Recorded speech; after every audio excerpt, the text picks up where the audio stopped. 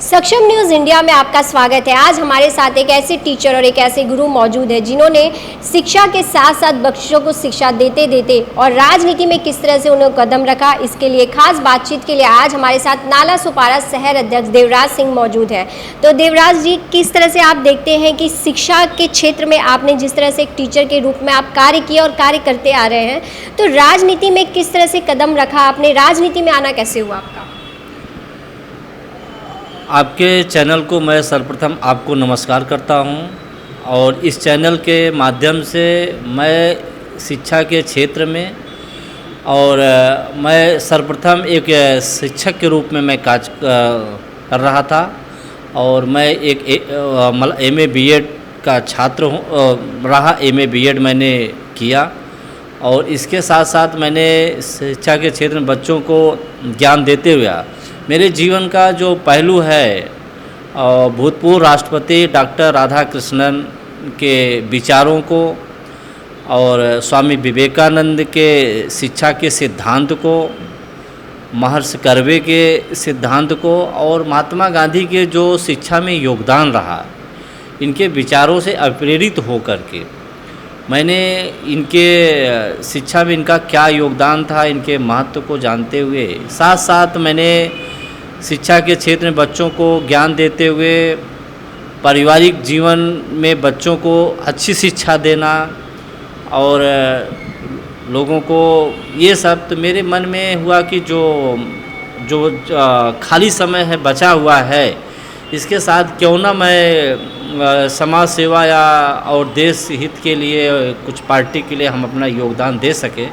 मेरे मन में ऐसी विचार आया कि मैं कुछ लोगों से राजनीति से भी जुड़ूं, क्योंकि मैं जब शुरुआत में मैं पढ़ता था 8वीं 9वीं 10वीं में, मेरे गांव में भी और हमारे पिताजी भी वो जो है राजनीति के क्षेत्र में जुड़े रहे।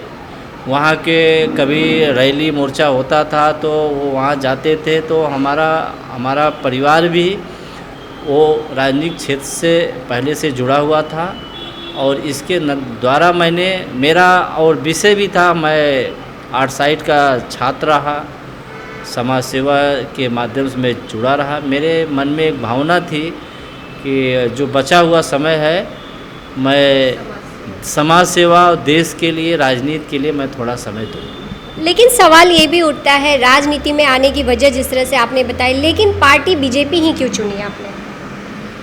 भारतीय जनता पार्टी की पहले जो जनसंघी विचारधारा थी, मैं अपने छात्र जीवन में भी था, तो उस समय मैं जो कॉलेज स्तर था तो मैं छात्र में के समय में जो प्रतियोगिताएं होती थी, जो वाद विवाद होता था, डिस्कशन होता, उसमें पार्टिसिपेट मैं करता था और उसके माध्यम से और मेरे समय में ही वहाँ के जनसंघ के एक नेता थे, उनके साथ मैं काम किया था और मुझे भारतीय जनता पार्टी की विचार, उनकी शैली को मुझे अच्छा लगा।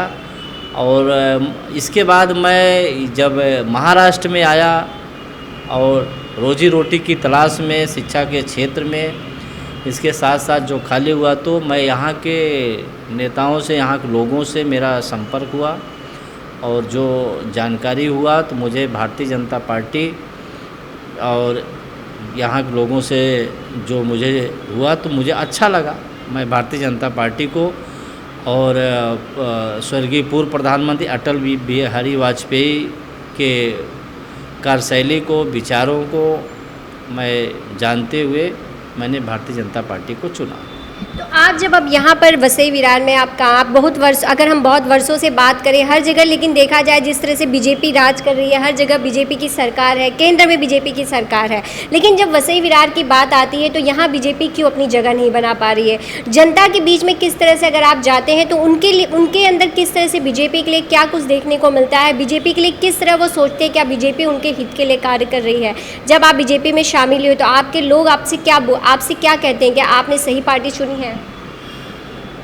आज हमारे लोग ही नहीं, पूरा यहाँ का देश राष्ट्र भी भारतीय जनता पार्टी को लोग पसंद कर रहे हैं, लाइक कर रहे हैं। जिस समय मैं भारतीय जनता पार्टी में आया, उसमें मैं एक छोटा सा एक कार्यकर्ता था, एक वार्ड का महामंत्री था। और महामंत्री के होते हुए भी मैंने पार्टी ने मुझे जब भी जो कोई जिम्मेदारी दिया था, मैं निष्ठापूर्वक ईमानदारी के साथ पार्टी के साथ हमेशा काम करता रहा। रही बात आपने बताया कि भारतीय जनता पार्टी क्यों नहीं बढ़ रही है, भारतीय जनता पार्टी यहाँ बहुत बड़ी है। एक समय, आज के 20-22 साल मेरे समय की बात है, मैं ये 20-22 साल पहले यहाँ लोग झंडा लगाने के तैयार नहीं होते थे, बैनर लगाने के तैयार नहीं होते थे, लोग डरे समय रहते थे, लोग गिने चुने नहीं रहते थे, चोरी छुपा लुके छिपे मीटिंग होती थी।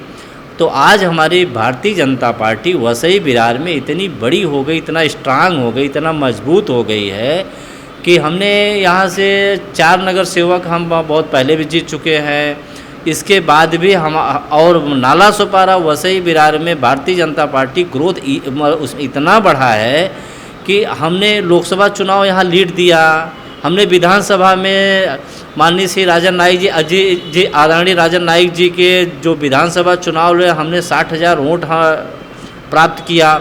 अगर भारतीय जनता पार्टी यहाँ कमज़ोर होती तो माननीय श्री राजन नाईक जी 60,000 वोट नहीं पाते।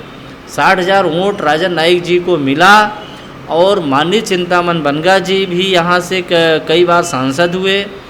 और जो उपचुनाव हुआ, गावित जी का उपचुनाव हुआ, और जहाँ से भारतीय जनता पार्टी स्वयं अपना कैंडिडेट जीती, उसमें भी हम नाला सोपारा वसई विरार से भारी लीड किए हैं। तो आज आप कैसे कह सकते हैं कि हमारी पार्टी यहाँ कमज़ोर है? हमारी पार्टी यहाँ सबसे बड़ी पार्टी है, सबसे स्ट्रांग पार्टी, सबसे नंबर 1 पार्टी है। तो देवराज जी, लेकिन 4 लोग, सिर्फ 4 नगर सेवक है, क्या ये जनसंख्या इस बार के चुनाव में बड़ी संख्या बन सकती है? निश्चित होगी। और हमारी पार्टी जो है ग्राउंड स्तर पर काम कर रही है। और हमारी पार्टी के माननीय जिला अध्यक्ष आदरणीय राजन नाईक जी, मैं जानता हूँ कि वो कम से कम जो है हमारे पार्टी के लिए 18 घंटा काम कर रहे हैं। जब भी उनका कभी यहाँ मीटिंग है, कभी उस जगह है, हर कार्यकर्ताओं के बीच में वो जुड़े हुए हैं। हर कार्यकर्ताओं का उनके पास लिस्ट है, छोटे कार्यकर्ताओं को नाम से जानते हैं। और हम लोग उनके नेतृत्व में, उनके बताए हुए रास्ते पर हम दिन भर हम काम कर रहे हैं।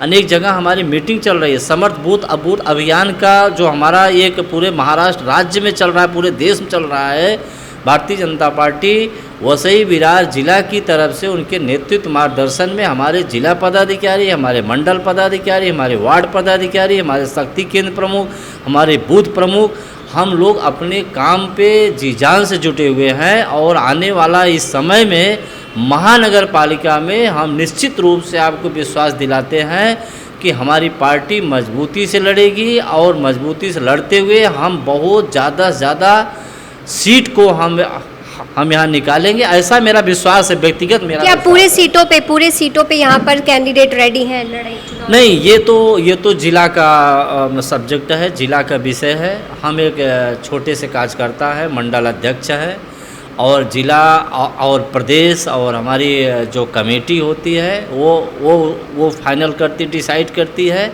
हमें जो जिला के माध्यम से जो मुझे जवाबदारी दी जाती, जो काम करने दी जाती है, उसके विषय में हम बताते हैं कि हम नाला सोपारा स्तर से माननीय राजन नाईक जी, आदरणीय राजन नाईक जी ने मेरे ऊपर विश्वास जताया है।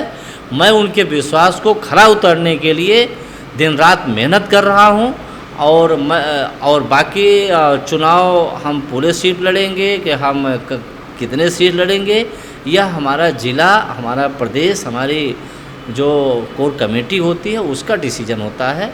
और हम एक छोटा सा कार्यकर्ता के रूप में हम भारतीय जनता पार्टी के निर्देश के अनुसार हम अपना काम करते हैं। जिस तरह से भाजपा में एक बड़ा चेहरा भी शामिल हुए हैं कृपाशंकर सिंह, और कृपाशंकर सिंह का लगातार देखा जा रहा है वैसे ही विरार में उनका दौरा भी हो रहा है, क्या लगता है चुनाव को देखते हुए इस तरह से कृपाशंकर सिंह का दौरा और उनके यहाँ आने से क्या लगता है उत्तर भारतीयों के वोट कितने बीजेपी के खाते में होंगे?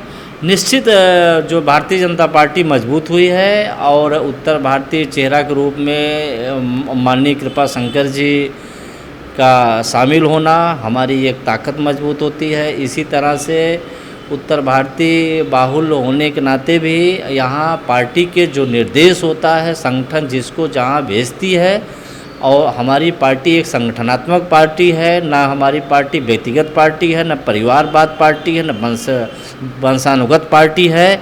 हमारा हर कार्यकर्ता जो है पार्टी के निर्देश पे, पार्टी के आदेश पे चलता है। जिसकी जहाँ जिम्मेदारी दी जाती, जिसकी जहाँ ड्यूटी दी जाती, हम वहाँ उसको लिए काम करते हैं। विकास के नाम पर अगर हम बात करें, आप वसई विरार की नगर नाला सुपारा की बात करें, विकास के नाम पर यहाँ कितना कार्य हुआ, क्या लगता है अभी विकास के नाम पे कुछ नहीं, यहाँ बहुत कुछ होना चाहिए, या फिर यहाँ विकास हुआ है? विकास तो आप भी यहाँ खुद देख रहे हैं, आप भी तो कई सालों से यहाँ आप घूम रहे हैं। मैं उसमें विकास क्या बताऊँ। आप न्यूज़ वाले हैं, आपको तो हर जगह आपको रोड है, सड़कें हैं, बारिश है, पानी है, और हर चीज़ है, आपको तो खुद दिखाई पड़ रहा है क्या विकास हुआ है क्या नहीं। विकास के नाम पे तो हम 20 साल 25 साल से हम वोट मांगते हैं, हम विकास कर रहे हैं, ये कर रहे हैं। आज भी हम पानी के लिए मांगते हैं, पानी हम देते हैं, हम लाइट देते हैं, सड़कें आप देख रहे हैं। तो विकास के विषय में तो आपको बताने की कोई ज़रूरत नहीं है। तो भाजपा अगर आती है तो भाई ये सब बदलाव देखने को मिलेगा जनता को? निश्चित रूप से भाजपा आएगी तो यहाँ विकास की गंगा बहेगी, विकास निश्चित होगी। चाहे हमारे जहाँ जहाँ हमारी महानगर पालिकाएँ हैं, जहाँ जहाँ हमारे लोग हैं, या हमारी सरकारें जहाँ हैं, वहाँ तो आप सामने देख रहे हो विकास हो रहा है। अभी यहाँ हमारी सत्ता आएगी तो हम वहीं बात करें यूथ की, और यूथ जिस तरह से राजनीति की तरफ देखे जाते हैं, तो पार्टी के लिए वसई विरार में देखा जाए तो यूथ कितने आगे आकर, कितने आगे कदम बढ़कर कार्य कर रहे हैं, और क्या लगता है और भी यूथ अगर आना चाहते हैं तो क्या उनका स्वागत है आपकी पार्टी में? युवा वर्ग का हमारा स्वागत ही है। युवा वर्ग आज माननीय प्रधानमंत्री मोदी जी को ही लाइक कर रहा है। मोदी जी के विकास कार्यों के, मोदी जी के संगठनात्मक में राष्ट्र हित के लिए, राष्ट्रवाद के लिए युवा जो है वो मोदी को ही मान रहा है। मोदी के द्वारा, मोदी के माध्यम से, और हमारे जो यहाँ के मुख्यमंत्री आदरणीय देवेंद्र फडणवीस जी थे, उनके माध्यम से हजारों लाखों की संख्या में युवा वर्ग यहाँ जुड़े और आज भी जुड़ रहे हैं। आज जो भी 18 साल के बच्चे हैं, 21 साल के बच्चे हैं, सभी को, आप तो सर्वे भी करते होंगे, ज़्यादा से ज़्यादा युवा वर्ग ही भारतीय जनता पार्टी के प्रति आकर्षित हो रहा है। भारतीय जनता पार्टी एक ऐसी पार्टी है जो कि लोगों की भविष्य और युवा वर्गों के लिए ही वही एक ही पार्टी के रूप में वह काम कर रही है, और वह जो है आज के युवा हमारा भविष्य है। भारतीय जनता पार्टी में उनका स्वागत है। जिस तरह से आपने सुना कि देवराज सिंह ने किस तरह से यहाँ के कार्यों की और विकासों की बात के साथ साथ उन्होंने यह भी साफ किया है कि भाजपा अब यहाँ बहुत ही मजबूत है, और मजबूती के साथ आने वाले चुनाव में जनता के सामने होगी, और जनता का भी प्यार उन्हें मिलेगा, यह भी उन्होंने विश्वास दिलाया है। बस आगे इन्हीं सब बातों के लिए फिर हम एक बार मिलेंगे और चर्चा करेंगे। बस आज के लिए इतना ही। बने रहिए हमारे साथ और भी खबरों के लिए। सहयोगी सुंदर के साथ मैं शालिनी सिंह, सक्षम न्यूज इंडिया, वसई विरार। आप देख रहे हैं सक्षम न्यूज इंडिया, सबसे पहले सबसे तेज।